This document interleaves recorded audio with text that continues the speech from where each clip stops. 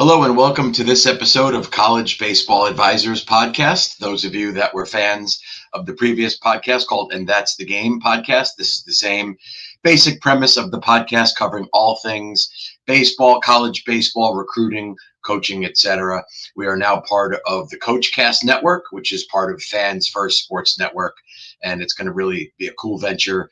Educating people on all aspects of coaching in all different sports. Again, I'm your host, Wayne Mazzoni. My background is 30 years as a college baseball coach and current college baseball recruiting advisor. For those of you that are interested, you could check out my website, collegebaseballadvisor.com, where you could look at what I do and also set up a free Zoom session to talk out your recruiting process and that's specific to you. On today's episode, really cool coach, good friend. Got to know him well when he recruited my son, who wound up it being his second choice, which I kind of was hoping would be his first choice, not based on the coaching necessarily or the program, just for personal convenience of being able to drive up to Ithaca rather than have to fly to see my son in college. But David Valesente is the head baseball coach at Ithaca College. We talk so much about his background and his upbringing. Basically, his father was a legend of a baseball coach at Ithaca. We talk about David's sports upbringing, obviously being raised by a dad who's a college baseball coach, his recruiting process going to St. Joe's in Philly, and then his coaching career, and ultimately going back to Ithaca and taking over the program with great success there. So really good episode, really great guy. You could obviously see why he's a good coach, good recruiter, and why Ithaca baseball is always so successful. So I hope you enjoy this episode with David Valesente, head baseball coach at Ithaca College. All right, cool. So David, first of all, I consider us friends. First of all, I coached a long time and I always feel a rapport with other coaches. But then when my son was going through the process, he came up and you gave us the highlight of our recruiting trip visit. You're just an awesome guy, easy to relate to, fantastic college. And even though my son is happy at Christopher Newport University, my wife and I secretly hoped he went to play A, for you, B, at Ithaca, and C, because selfishly I wanted to drive up to campus and go hike before games and not have to get in a plane to go fly, to Virginia. But hey, that's just the way things shake out. But pumped that we get our time together and appreciate, the off season is going to be crazy for everyone in college baseball. So appreciate you being here. Talk about, oh, you got it. No, I'm psyched to have you. Give me a little bit about like your youth sports and however you want to start it, like from age 10 or prior to high school. What was David Valesente? Was it, obviously, we're going to get to it. Your dad is a legendary coach, so obviously baseball was, I'm sure, a huge part of your upbringing. But were you a baseball-only kid or were you an every sport kid? Yeah, I grew up around sports and athletics, and certainly with Dad at Ithaca College. Ever since I could walk and run around, I was at his practices and in the dugouts and as a bat boy. And then the older I got, the more involved I was with the team, with, which I'm sure your son did the same, with fielding ground balls and hopping into live groups in the cages and riding in vans with guys to different games and whatnot. But as I was growing up, certainly baseball was a big part of what I did, but Dad was always a big believer and supporter of playing multiple sports and being active, and just competitive in a number of different areas. And the climate that we're in, we can't play baseball all year round, and it went from one season to the next. So I grew up, we grew up playing a lot of ice hockey up here in upstate New York, and my sister did the same. She actually ended up going away to play at Clarkson Division I ice hockey program in upstate New York. And I grew up playing hockey myself, and certainly baseball, and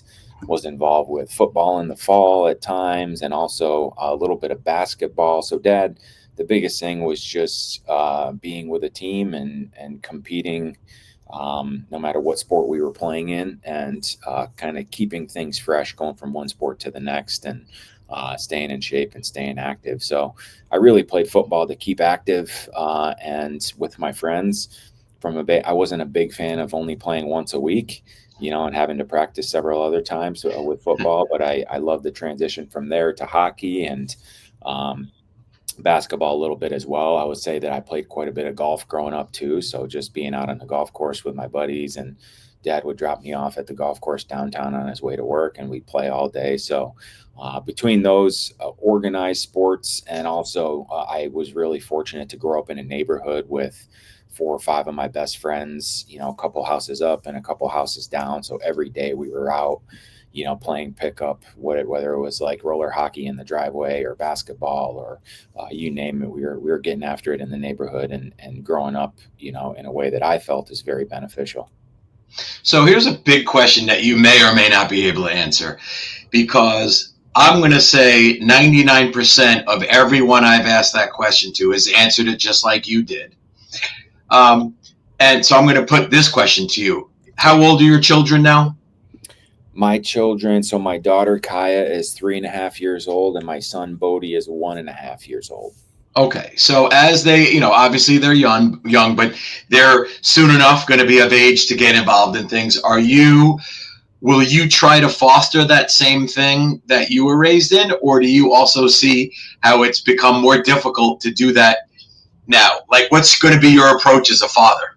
That's a good question, and we talk about that, and we see it and think about things differently now that we have kids. And my sister has some kids that are a little bit older, so they're starting to get involved in travel, and the whole dynamic has seemed to change, and a lot of these parents, it's every single night they're going to a field, they're going to an event, and traveling quite a bit, and doing a lot of different things. Where I do think it has changed and the commitment is way higher. Right. So we'll see how it plays out. I think we certainly love sports, but we also like you, I'm sure, we like to go out and do different things, and we like to travel, and we like to see different places and do things outdoors and go to the lake and go on hikes and see music. You know what I mean? So Right. I don't know if we necessarily want our lives to be focused around going to a field every day, you know. But I certainly love the idea of them playing, in different sports and multiple sports, if the opportunity presents itself, and see what they gravitate towards and what they like. But it'll certainly be interesting. I'm sure it'll change a lot more too once they, we still have several years until they start to get involved there. So we're excited. So I wanted to ask you this, which I was going to get to later because I have some notes, but one of them is, just since you talked about, which is a great answer, and you can see why you're a great dad and a great coach. I follow you, you on social media, and I see like your team's done some cool group hikes, as which I used to do when I was coaching. Like, get these guys off their phones, get them out into the woods and stuff. So is that something you try to do often with teams? Is try to just give them a different experience out in the woods or whatever you wind up doing with them? Yeah, I think it's something that I personally hold a high value to, and I think there is a lot of benefit to doing those things, and whether we do it once and then it fosters or it influences them to do it more with family or friends. And I'm certainly not going to go with those guys every time we like to go do something, but hey, if you're stressed out on campus and you want to go hop on a trail or go, jump in one of the falls, or do something that's challenging and uncomfortable, I'm all for that, and so starting that tradition, I think, has been fun. We try to do some different things in the fall. We've done team paintball, and we've had some paintball competitions, and which is really fun and exciting. And we started to do some try to find a new hike every year. And I got a pretty, I take some pride in our little garage gym setup. We got some fun stuff in our garage at the house, and some sandbags and some rucksacks and some fun things like that. So I'll bring them and throw them in the car, and we'll do like a jersey lotto. Have pick a number, and these guys get the 40-pound rucksack, and these guys got to share the 60-pound med ball. So like they carry some things on the walk that makes it a little bit more challenging. Love it. Love it. Which is fun, and we all do it together and have some fun. So yeah, I mean, I love doing those things, and we'll do some park cleanup. We'll go down to one of the state parks and help do some cleanup down there, and any chance we can get to go do some of those things and have some fun, we certainly do. A little golf outing. There's a little 9-hole municipal course downtown that we'll get out, and we do the Ithaca Baseball Municipal Open every fall and go play some golf with the guys. So things away from baseball, I think, are good. The challenge now that we're all dealing with is the financial side of things. What can we do that doesn't cost a ton of money, Right. that can come from our fundraising account, while also providing a fun experience for them. So it's worked out pretty good. Out of curiosity, do the coaches get involved in the paintball game? No question. Right in the mix. I mean, we do a full draft. We do a fun draft with it. I mean, we're full. Like a couple of years ago, I got a full a sniper suit, off Amazon, like the camo guillotine. Is it guillotine? Is that how you say it? I think so, yeah. You guys wear different outfits and stuff, and there's some fun tracks like wooded course or speedball, but there's some strategy, right? I mean, we want to win, and the winner stays. We have 3 teams, and the winner stays on. So you got to communicate. The guys that are chaotic and doing their own thing usually are out and done first. So there's some strategy there, and it's funny seeing some guys get out of their shell too and see what they're made of out there, and that kind of atmosphere, and then how it relates on the field and on the mound, and confidence and that sort of thing. So it's been pretty fun. No, that's really cool. That's great. I'm glad you shared that. Back to you. Let's say now the high school version of you. Athletically, did you play varsity multiple sports, or just baseball in high school? Yeah, I did play varsity multiple sport. I played varsity baseball, varsity football, I would say varsity ice hockey up until about junior year. I stopped playing ice hockey, and basketball. I once I got, junior, senior year, I started to focus more from a baseball side of things. But we had a little calmer summer experience. We had a local Legion team, and they had the New York State games back then. The Empire State games was more like, it was an awesome event. It was more regional based, and they'd bring in these guys from the region, and they'd play in this tournament up out of Syracuse. I don't know if you ever went to that or recruited that, Yeah, I did. Yeah. many years ago, but it was a really neat event. They don't do that anymore, but that was essentially, my travel ball experience, more locally, and then some satellite camps and whatnot that we would go to.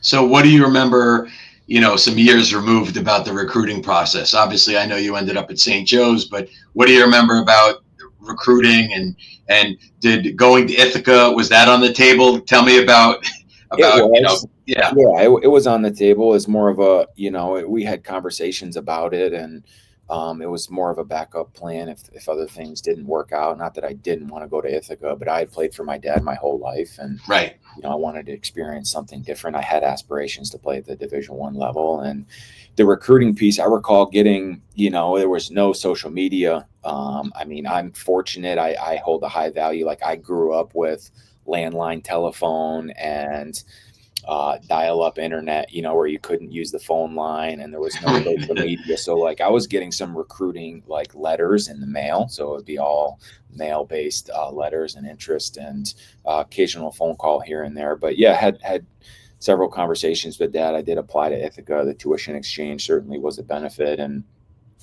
had a couple run-in. Fritz Hamburg was the top assistant at West Point at the time, so he made some pushes for me and tried to sell me on, flying planes and being in that side of, a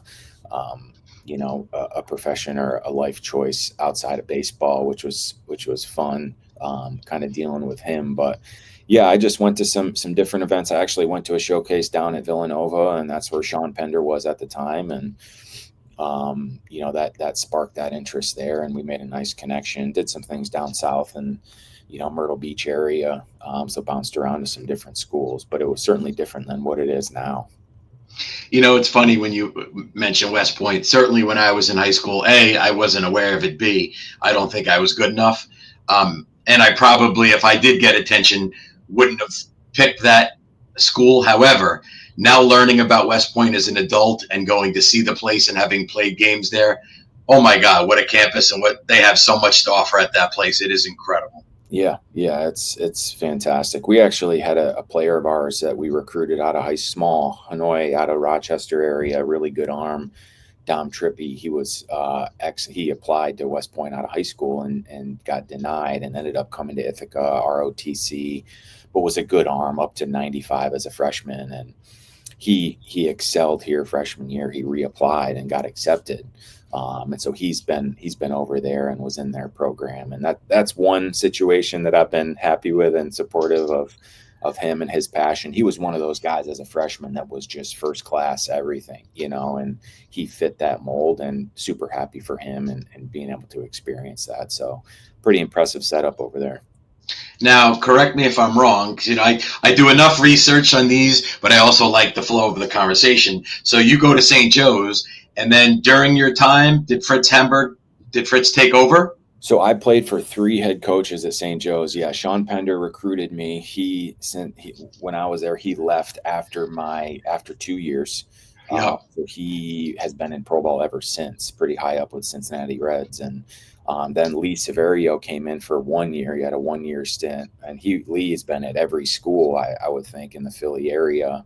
LaSalle, Villanova, Temple, St. Joe's. And then Fritz took over for my last couple years while I was there, which was pretty exciting. And then a few years after pro ball, I went back to St. Joe's and coached with Fritz for 2 years, which was a fantastic opportunity for me. And still stay really closely connected with him, and has been a great relationship with him since being together. Kind of funny how in our world of coaching, small world, right? He recruits you when he's at West Point, and then he becomes the head coach while you're playing. Yeah. And then you wind up coaching with him, and all these years later. Yeah, pretty neat. Exactly. And he's a national champion here at Ithaca.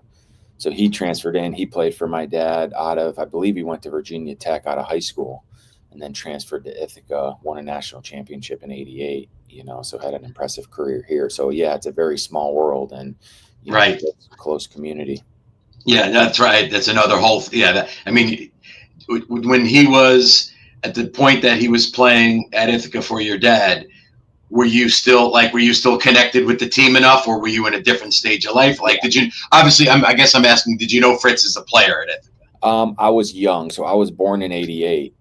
So I was born the year they won the national championship. Okay, got it. He was still around and helping out and coaching in the area. So I was, and was back and forth quite a bit. So I ended up spending some time with him. He'll have stories of when I was a little, rascal running around and getting into trouble. Right. Which those are some of the memories that he has, and made it pretty unique. I'm sure if you hear his side of it, when he was able to coach me and his relationship with my dad and everything. So it's pretty special.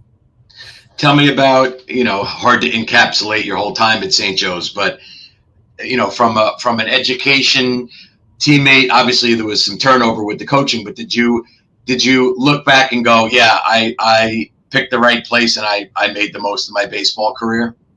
I would think so. Yeah, I do have some regrets in a sense. I loved St. Joe's. I loved, I grew up in a small, country town. I graduated with 70 kids in my class, a small school, and an opportunity to go to Philadelphia and experience that just different culture and atmosphere, and playing the Atlantic 10 was awesome for me. And, it's actually a big topic of conversation I bring up when we speak with our players and recruits. And I never got a chance to play in a conference championship or at the national level. And I'm sure I brought that up when you were on, we're here with your son. And yeah, it's nice to play and have that Division I label, but the games, we weren't playing for anything significant in terms of championships, which I think really brings groups together. Those are some of the closest teams that I've seen, like here with Dad and other places. Those programs that are winning championships and having those experiences, I think, are just that much more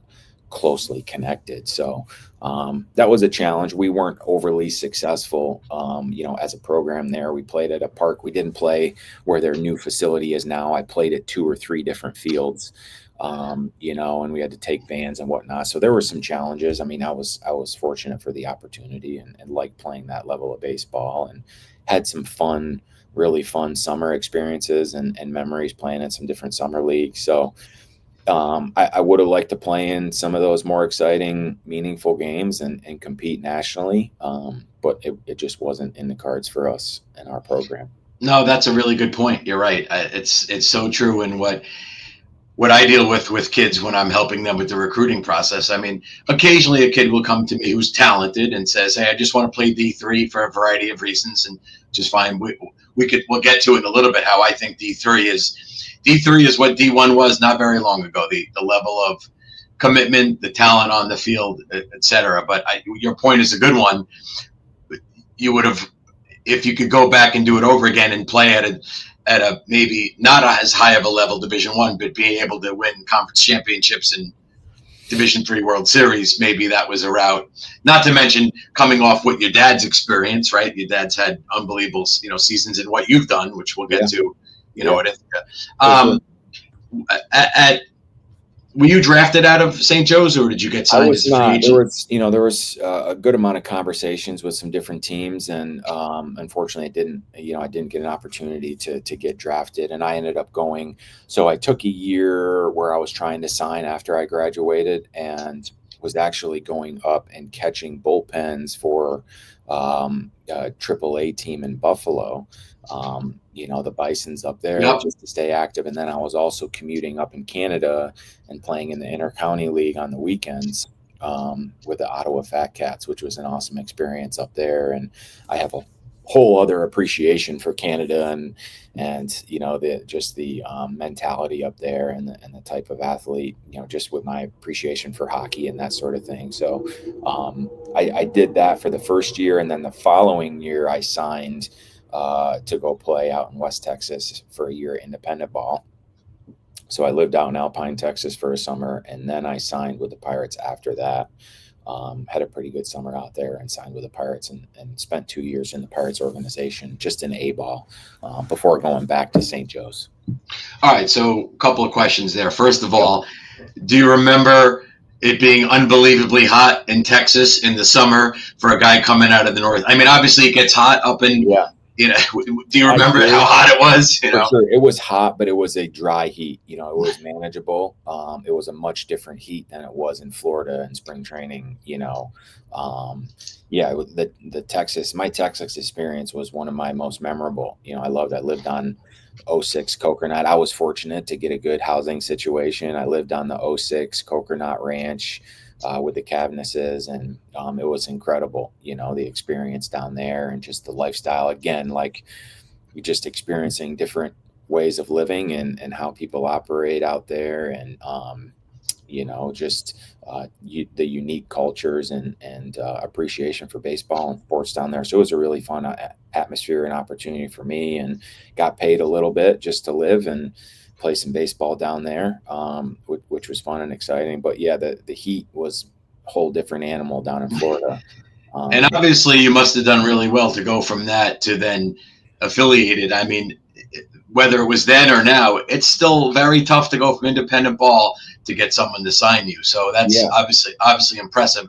What do you recall about your minor league time with the Pirates?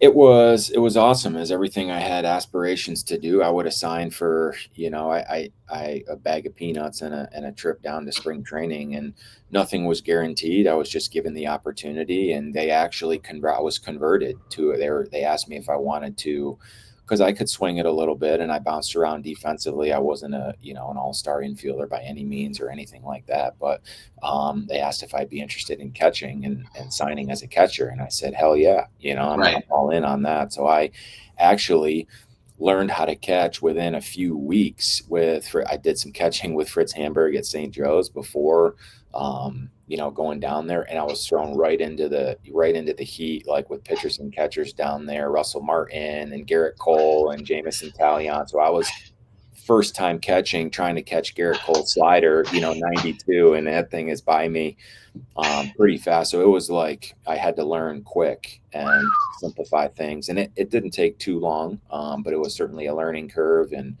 I gained a huge appreciation for the position and learned a ton. And where I really dialed it in after that first year of pro ball with the Pirates and put a lot of work in the catching side of things and had a pretty good second year, and has been a big part of, our interest in strategy, from a coaching and team side of things too. Yeah, it's interesting that over the years of my coaching career, if you convert someone to catcher and they're not all in, it will never work No. because it's too darn hard. If you go into it saying, "Hey, yeah, I can get on the field, I'm willing to do everything," then you got a shot. Now, me being a lefty, I've never really caught my life, although I have a left-handed catcher's mitts, you know, for et cetera. But there was one time when I was at Sacred Heart, it was like 2019 or so, and we had, just as you sort of described with St. Joe's, we would practice at a bunch of different places, and it was like I was stuck up with the pitchers on campus one day while everyone else went somewhere else, and a catcher had to test, and he couldn't. So long story short, I put everything on and I catch, right? That's awesome. And I'm catching Brent Teller, who went on to play Double-A baseball, and he's throwing a moving fastball that I think my thumb is still not pleased with. That and no one was even swinging in front of me, and I go, how do these dudes do this? You know, it takes a unique individual, and I think it's one of the most important positions on the field, you know. And we've had Fritz put a high value to that, and I certainly learned that after leaving the Pirates. Tom Prince was our catching coordinator, and he's a legendary catching guy, and learned a ton from him. And then going back to St. Joe's, and I was around and involved, you know, with several. I mean, Fritz has had. I mean, they just get catchers drafted like crazy there. You know, Brian O'Keefe was top 5 rounder out of St. Joe's. Deion Stafford, another catcher that got drafted that I was there with and helped. And then Andrew Cassetti out of LaSalle High School was another catcher there that got drafted. So pretty awesome stretch of guys, you know, that have come through there. And it's an awesome position, but it takes a unique mindset to get out there and do it. Yeah, no question. And when the catcher's not right, you can't even play a game of baseball. Like it's just you take it for granted when it's going well, and then when it's not, it's a problem. In terms of obviously you getting started with coaching, was coaching something given your family, you know, growing up with your dad?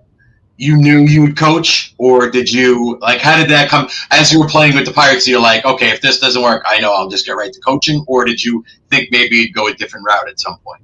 You know, I was fortunate that my parents provided an opportunity to play as long as I could, you know, and worry about what came next. So that was my main focus all the time. And, you know, I was busy doing different jobs and trying to help supplement and make a living and you know, actually, you know, make meaningful time for away from baseball. But, you know, being able to play summer baseball and also, you know, do these things was a big part of my parents, and you know, I owe a lot to them to provide me that opportunity to do that. And you know, I remember having conversations with Dad about it and Fritz, and you know, once it was time, once you come to grips with, you know, hanging up the cleats, as they say, or putting away the glove, the timing for me seemed perfect. You know, after my second year with the Pirates, I had a serious girlfriend at the time who's now my wife, and it was challenging, you know, being away. And the Pirates were very upfront and honest about,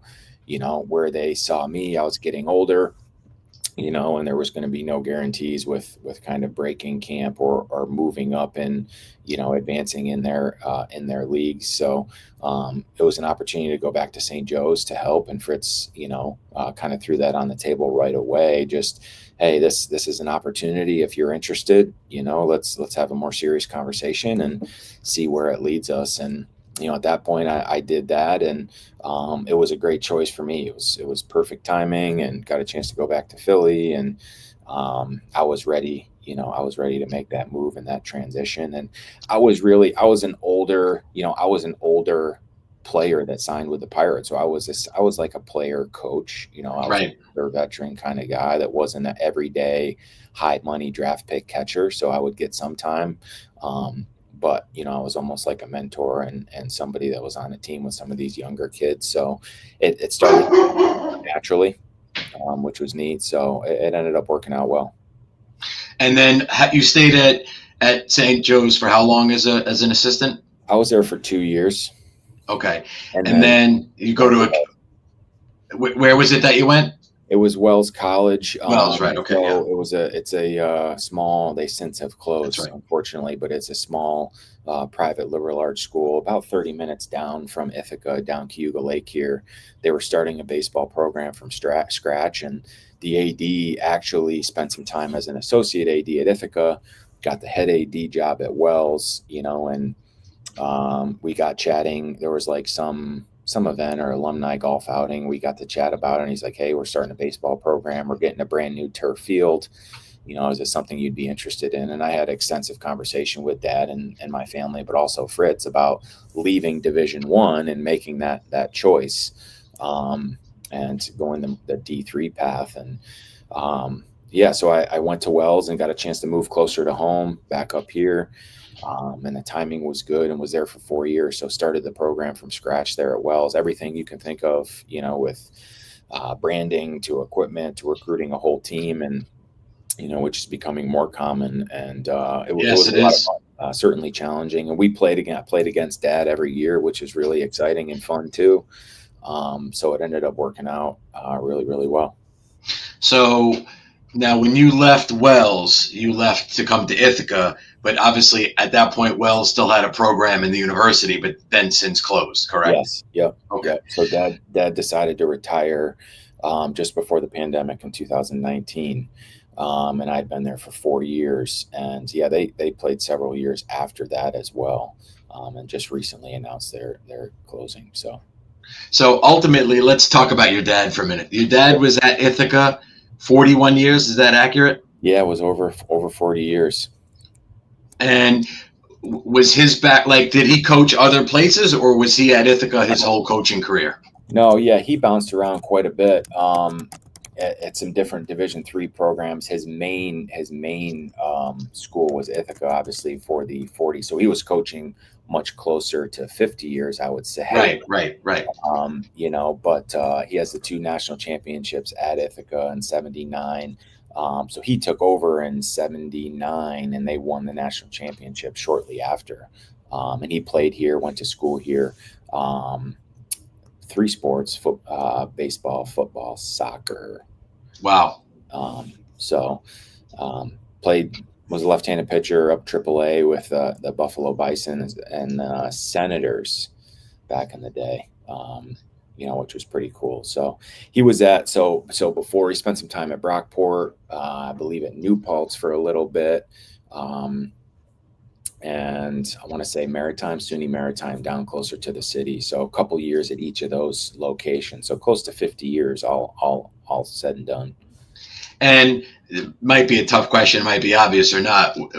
Once you started to get into coaching, were you like, hey, maybe I'll get back to Ithaca someday and kind of, take over for it? Or was it just like maybe you would have stayed at Wells, or you would have, who knows where that would have led to? Or, yeah, I mean, was it always something you wanted to come back to, I guess? I have to just really mention Dad and just the way he went about it. There was never, through his whole career and my upbringing, there was never any pressure for anything. It was more just feeling it out and seeing what I wanted to do, and it just happened naturally, and it evolved. And I think he certainly wanted somebody in here that either was an alumni or somebody close with him, or he wasn't sure if I would be, coaching or on this path. And, to have an opportunity, I did, there was some conversation about coaching together and coming over as an assistant, but it didn't work out. Which happened for the best. But, I mean, we had general conversations about that and taking over, over dinner. Like you can imagine, our dinner conversations are, really a lot of baseball, and a lot that and like my wife and mom and my sister can get pretty frustrated when we're always talking about baseball in the game, even all the time, really. So we try to be conscious of that. But I mean, he wanted to see if there was interest on my end first, if it's something that I'd be interested to do. And certainly was nerve-wracking and stressful, and to follow and coach after one of the most successful coaches in baseball history. But I made it clear when it happened, and when we were going through the process, and the 100 times that I got the question of taking over after my dad and this and that. And we're different people, we're different coaches, and I am not trying to be him or do exactly what he did, and certainly have evolved into my own person, from his influence, and my mom's influence, and Fritz's influence, and other coaches and programs. So Yeah, I can only hope. I would say that every coach would have hopes to have some success, a fraction of the success that he's had here. And what's even more amazing and I think impressive is the relationships that he's built with just his players that are now like his best friends and family and employees on campus. And all pretty amazing things that have come from his career and the people that he's touched and made connections with in a positive way is one of the biggest influences I think that I've seen and experienced. So yeah, it's been humbling. It's been certainly a lot of fun, and fortunately we get to do it together now. He's still helping out. He is baseball through and through, to the blood and the core. So he comes and works with the pitchers a little bit, and they like to come and support and help and just be around the guys and in this atmosphere, which is pretty awesome. Him and his other assistant, Jeff Wright, who was with him for a long time and volunteered for over 30 years, still Wow. likes to hit fungos, and he lives 3 houses down from Dad. So they're best friends and pretty unique. That's all. I mean, it's tremendous. On that note, I'll be honest, I fall into this category. I'd always known about Ithaca. I've had friends that have went there. Every alum brags and loves the place tremendously, but it wasn't on my radar when I was back in the day, and then didn't know much about it. Come up to visit with my son and see you. It is a special town. It's a special school. You're running a special program. Talk about the school, brief, the school and the program. What would you want people who have never been up there to know about campus? Yeah, I mean, I think we're in such a unique area here in the Finger Lakes. I mean, we're 45 minutes away from a main highway, and we're nestled into they call it South Hill here on the south end of Cayuga Lake. You can see Cayuga Lake from all over campus, and you're immersed in beautiful scenery and nature and 4 seasons up here with, for as much as we're selling the academic and athletic side of things, and that being one of the elite, focuses and interests with a lot of our recruits and players and families, but also the town and the community.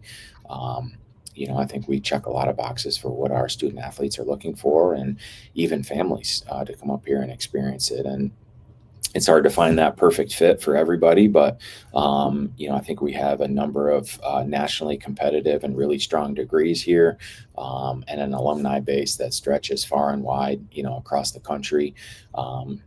So having an opportunity to come be a part of that and a part of our program that has the expectation to compete for championships and win championships every year, and be a national presence and national competitor and playing some elite games, I think is something that's really appealing for a lot of our student athletes. And just the atmosphere that we have to be around each other and have fun and compete and bounce around, with a purpose, I think is really a big part of what we do and how we go about our daily, operation up here. So it's hard to believe already 6 years in, and we just graduated a strong core of guys that's been with us since, right around pandemic time and coming through some of those, we're working through COVID and some challenges, but it's been a really fun group of guys. And I think over 120 wins over the past 4 years and several championships and trips to the super regionals. I felt like we should have been competing in the College World Series the last few years. And,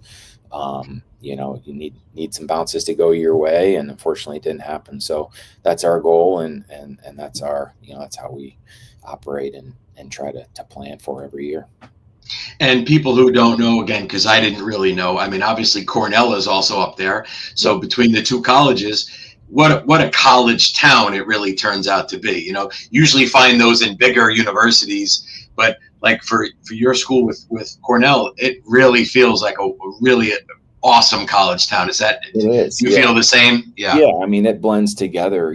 Cornell has 20,000, give or take, on the other side of the hill, and we're around 5 or 6.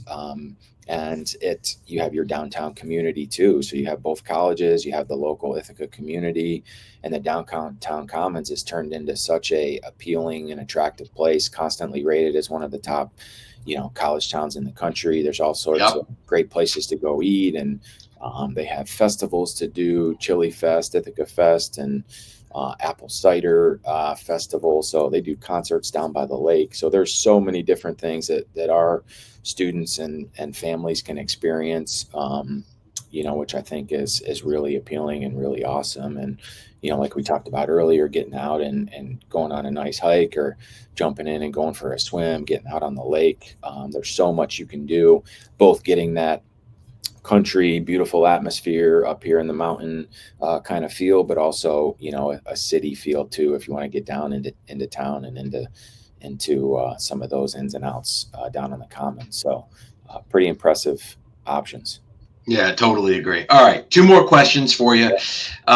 One is, do you have or some type of recruiting philosophy, anything that you're, and obviously we could go by position, but more or less, what are the things that Coach Valesente is looking for when he's out recruiting, or what you want your staff to look for from a academic, athletic, personality standpoint? What are you looking for? Yeah, I mean, I think there's a long list of what a lot of coaches are looking for, and we're trying to be specific with what our needs are and be conscious of our roster, and be fair for both our program and also for families and players coming in. It is competitive, as you know. There's not a ton of spots out there for the amount of players, so we're really trying to find the best fits. And we can't be every single spot in every place in the summertime, so we try and pick and choose where we go and host some prospect camps to get guys to come here. But we're looking for the best possible athletes we can get. Baseball is a unique sport where you need some skill. You can't just recruit somebody with speed that doesn't know how to hit, or somebody that throws hard that can't throw strikes. So looking for baseball players, and guys that really, from a pitching side of things, I'd much rather have somebody that is a good pitcher rather than a thrower, because when they get here, I believe in our strength conditioning and our development velocity will increase. And from a position side of things, we're looking for athletes across the board. We're looking for guys that are going to help us. And when we compare, how do they compare to guys that we have? So when we're seeing 200 players out there, how do you compare to my sophomore that I already have in my program? And is it tried to simplify, is it a yes or a no? Like, do I love this kid or do I not? And we're trying not to settle on a, middle of the ground. Maybe he will develop, and then we end up having too many guys. Sometimes we need to do that, and we're not getting the 5-tool player. But I think really being selective with who we want and going with our gut on who we like and who we see. We don't have the ability to see guys 3 different times. Maybe we do, but we're not cross-checking guys 3, 4, 5 times like some of the Division I programs are able to do. So really doing our homework, talking to coaches, advisors like you, getting a feel for them, and really hanging a hat on our development. They're coming in here, and that's a big selling point for us, is we're going to help you and we're going to teach.